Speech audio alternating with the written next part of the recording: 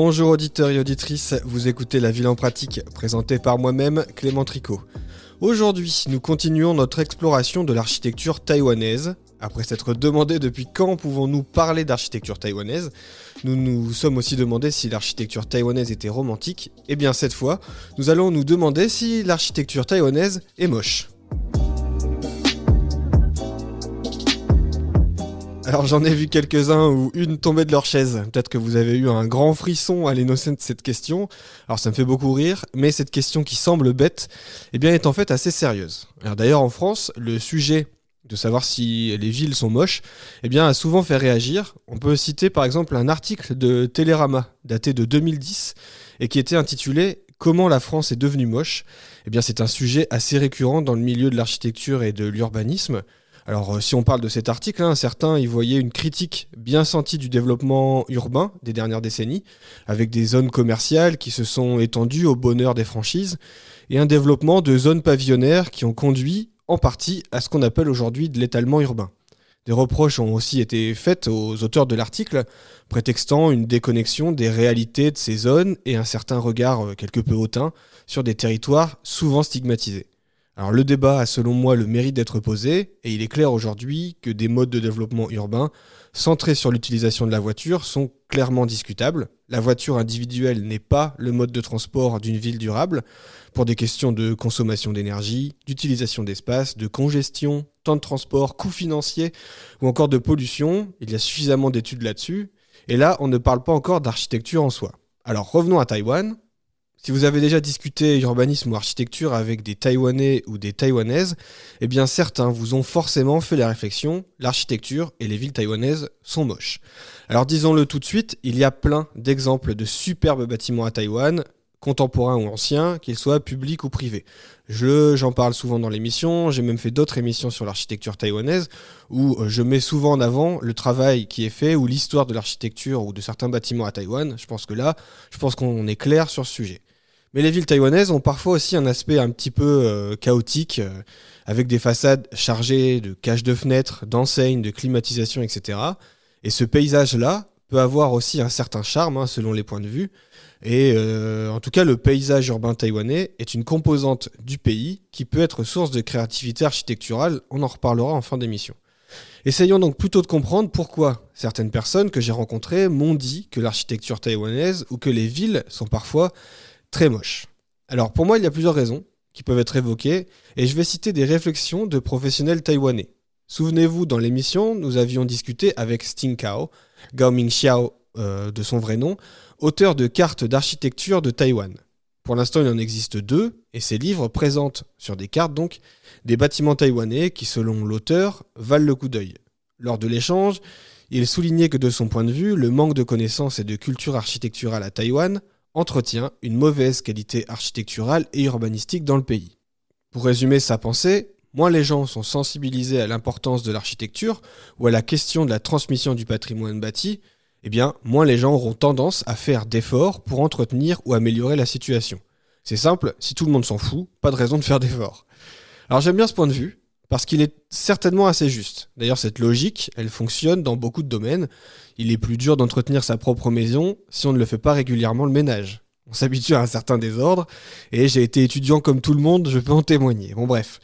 Alors aussi, le manque de connaissances, selon lui, risque d'entraîner un certain détachement des choses qui nous entourent, et donc cela conduirait peut-être à laisser se dégrader des bâtiments qui semblent vétustes, même s'ils ont un intérêt historique et patrimonial, ou en tout cas des choses à nous dire dans l'architecture taïwanaise.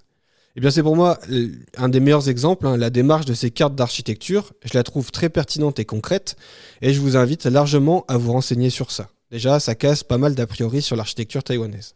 Un autre point de vue sur la situation en ville, notamment sur sur ce laisser-aller qu'on peut observer sur certains bâtiments, ça vient de plusieurs choses, à la fois des aspects culturels, mais aussi des aspects clairement spéculatifs. Sans rentrer dans le détail, le gouvernement porte en ce moment une loi, et ça c'est un bon exemple, pour tenter de limiter quelque peu la spéculation immobilière dans le cas des ventes en état futur d'achèvement, pour résumer grossièrement l'achat sur plan.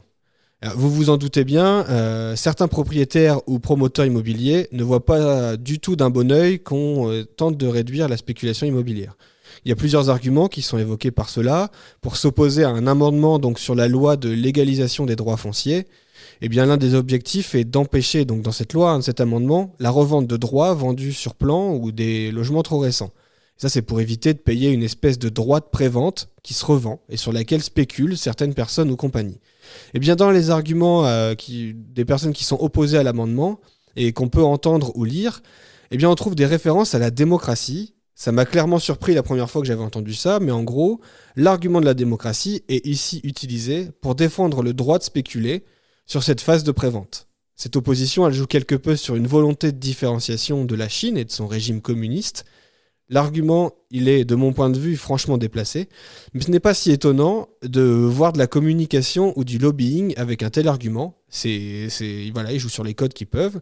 D'ailleurs, le laisser-faire à Taïwan dans le désordre des façades, eh bien, ça vient aussi d'un laisser-faire entretenu par les précédents gouvernements, avec cette volonté, parfois aussi justement, de se différencier du régime communiste de la Chine. Il y a plusieurs articles d'historiens taïwanais qui reviennent sur ce genre d'exemple.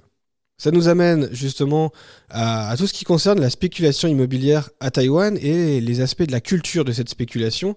Et je vous renvoie une nouvelle fois dans l'émission aux travaux de la professeure Yi-Ling Chen.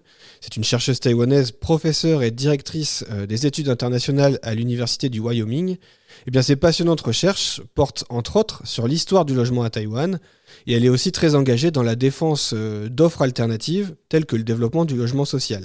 Ces travaux nous en apprennent beaucoup sur la manière dont le gouvernement de la République de Chine, après 1949, eh bien, a progressivement encouragé une forme de laisser-faire et de la spéculation immobilière. Il y a plusieurs raisons. Tout d'abord, il fallait loger beaucoup de monde et le parc immobilier n'était clairement pas suffisant. L'État a donc clairement encouragé la construction et la promotion immobilière sans pour autant prendre en charge ces énormes projets ou sans essayer d'assurer une garantie de logement pour tout le monde.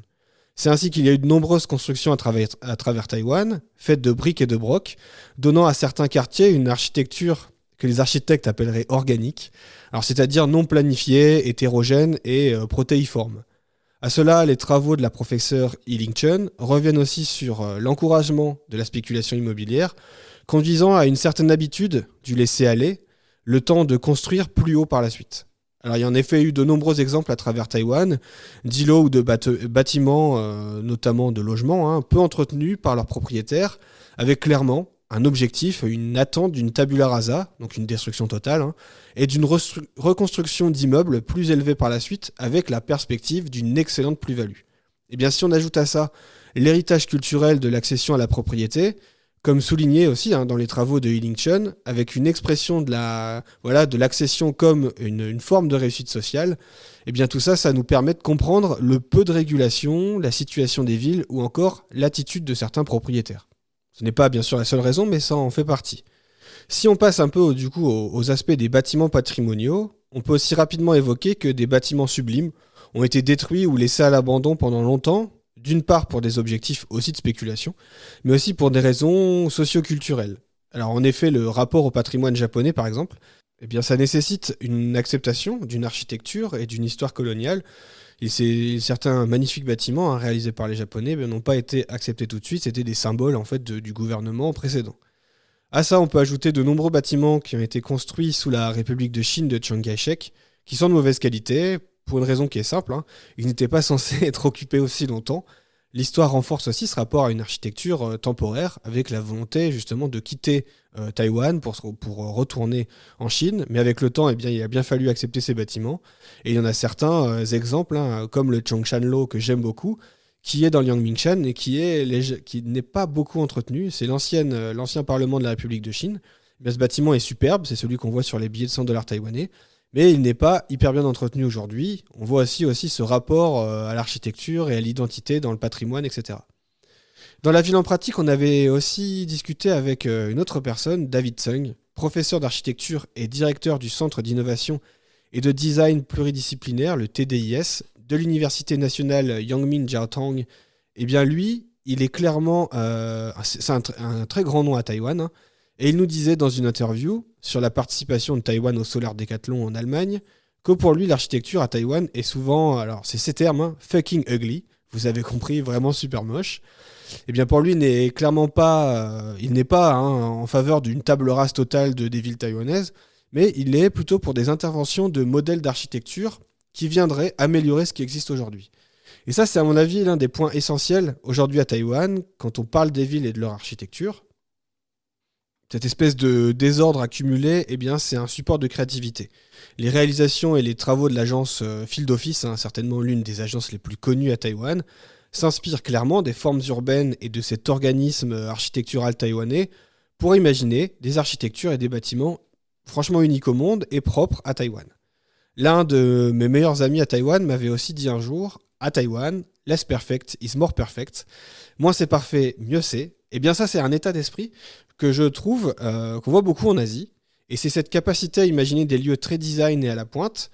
À Taïwan, l'ambiance des cafés branchés, de certains restaurants, de librairies ou autres lieux du genre, eh bien, souvent tirent leur force de ce mélange entre un héritage certes peu reluisant, de bâtiments pas de super qualité, mais qui permettent une expression d'une riche créativité. Et ça, à mon avis, c'est très intéressant. Ça permet de mieux comprendre l'architecture taïwanaise. Alors je vais devoir conclure cette émission parce qu'on arrive à son terme, même s'il aurait fallu parler aussi d'autres choses, des politiques de développement urbain, qui ont aussi conduit à des situations qui entretiennent la pollution en ville, la dégradation de l'environnement et de certains quartiers qui sont laissés un peu à l'abandon, justement avec des politiques de renouvellement urbain qui font justement table rase de l'ancien. Et donc à quoi bon entretenir si on va détruire ?